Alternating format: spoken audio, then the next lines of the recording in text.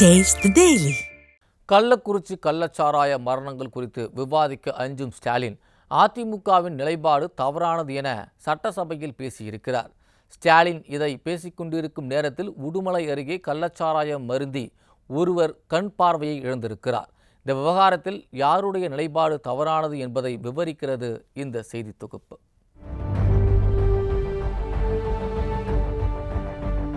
கள்ளக்குறிச்சி நகரில் கள்ளச்சாராயம் மருந்தி 68 உயிர்கள் பலியாகி இருக்கும் சூழலில் கள்ளச்சாராயத்தை கட்டுப்படுத்துவதையும் சட்டம் ஒழுங்கை பாதுகாக்க தவறிய பொம்மை முதல்வர் சட்டமன்றத்தில் தேர்தல் வெற்றி குறித்து தம்பட்டம் அடித்துக் கொண்டிருக்கிறார். 40க்கு 40 என்ற வெற்றியை பெற்ற பெருமிதத்தோடு இந்த பேரவைக்கு நாங்கள் வந்துள்ளோம். வெக்கமா இல்லையா ஸ்டாலின் என பொம்மை முதல்வரின் பேச்சை கேட்ட பொதுமக்கள் விமர்சனம் செய்து கொண்டிருக்கிறார்கள். இருப்பினும் முதல்வர் என்கிற காரணத்தால் நாம் கடும் சொற்களை பயன்படுத்தாமல் மனசாட்சி இல்லையா முதல்வரே என்ற கேள்வியை முன்வைக்க விரும்புகிறோம். போகிற போக்கில் பிரதான எதிர்க்கட்சியான அதிமுகவின் மீது அவதூறுகளை அள்ளி வீசுகிறார் பொம்மை முதல்வர். முக்கிய எதிர்க்கட்சியான அதிமுக இந்த கூட்டத்தொடரில் எடுத்த தவறான நிலைப்பாடு எனக்கு வருத்தம் அளிப்பதாகவே இருக்கிறது. ஆக்கப்பூர்வமான விவாதங்களுக்கு பதில் சொல்வதற்கு நாங்கள் எப்பொழுதும் தயாராக இருக்கிறோம்.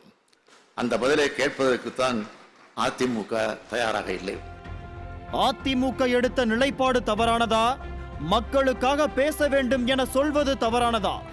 கடந்த ஆண்டு மார்ச் மாதம் கள்ளச்சாராய விவகாரம் குறித்து அதிமுக கொண்டு வந்த கவன ஈர்ப்பு தீர்மானத்தை விவாதித்திருந்தால் எக்கியார் குப்பத்தில் கள்ளச்சாராயம் குடித்து 23 பேர் இறந்திருக்க மாட்டார்கள். கள்ளக்குறிச்சியில் 68 பேர் இறந்திருக்க மாட்டார்கள். விடியா திமுக விவாதிக்க மறுத்ததால் தான் இன்று 80க்கும் மேற்பட்ட உயிர்கள் கள்ளச்சாராயத்தால் பறிபோயிருக்கிறது. யாருடைய நிலைப்பாடு தவறானது?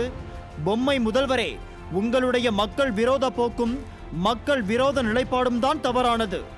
கள்ளக்குறிச்சி பற்றி விவாதிக்க மறுத்தீர்களே. இன்று உடுமலையில் கள்ளச்சாராயம் அருந்தி 7 பேர் சிகிச்சையில் இருக்கிறார்கள்.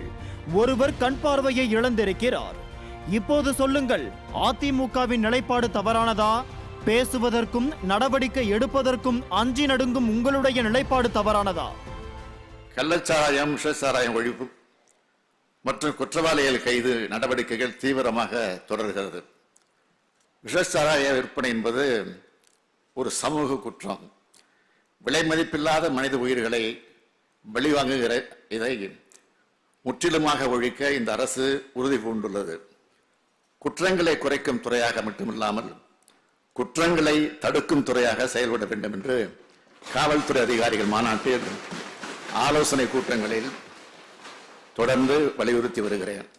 குற்றங்களின் எண்ணிக்கையை குறைப்பதல்ல, குற்ற எண்ணத்தை குறைப்பது காவல்துறையின் பணியாக இருக்க வேண்டும் என்றெல்லாம் கட்டளையிட்ட வகையில் சுற்றுச்சூழல் கட்டுக்குள் உள்ளது. உச்சக்கட்ட காமெடியே இதுதான். குற்றங்களை தடுக்கும் துறையாக காவல்துறை இருந்திருந்தால் காவல் நிலையத்தில் இருந்து 300-400 மீட்டர் தொலைவில் கள்ளச்சாராய வியாபாரம் நடந்திருக்குமா? பொம்மை முதல்வர் என்பதை அடிக்கொரு முறை நிரூபித்துக் கொண்டே இருக்கிறீர்களே. சட்டம் ஒழுங்கை காப்பதில் தமிழ்நாடு அரசு வெற்றிகரமாக செயல்பட்டுள்ளது. அனைத்து விழாக்களையும் அமைதியான முறையில் நடத்தி காட்டியிருக்கிறோம். 18 ஆண்டுகளாக நின்று போயிருந்த சிவகங்கை கண்டதேவி அருள்மிகு சொர்ணமுகீஸ்வரர் திருக்கோயில் போராட்ட தேரோட்டத்தை 2 லட்சம் பேர் பங்கெடுத்த மதுரை சித்திரை திருவிழா. தமிழ்நாடு அமைதியான மாநிலமாக இருக்கிறது என்று பேசிய முதல்வர் சில திருவிழாக்கள் அமைதியாக நடந்ததாக சொன்னார். எவ்வளவு அமைதியாக நடந்தது என்பதற்கு எடுத்துக்காட்டாக ஒரு திருவிழாவை சொல்கிறோம். மதுரை சித்திரை திருவிழாவில் ஒரு இளைஞர் கத்தியால் குத்தி கொலை செய்யப்பட்டார். அதே சமயத்தில் கஞ்சா போதை இளைஞர்களால் ஒரு அப்பாவி தாக்கப்பட்டு மண்டை உடைக்கப்பட்டது. கஞ்சா போதை ஆசாமிகளால் அங்கு நடந்த கூத்துக்களை சொல்லிட முடியாது. பொம்மை முதல்வர் தன் கட்டுப்பாட்டில் இருக்கும் காவல்துறையை வழிநடத்த தெரியாமல் திணறிக் கொண்டிருக்கிறார். அதை மறைக்க மீண்டும் மீண்டும் நாடகங்களை அரங்கேற்றிக் கொண்டிருக்கிறார்.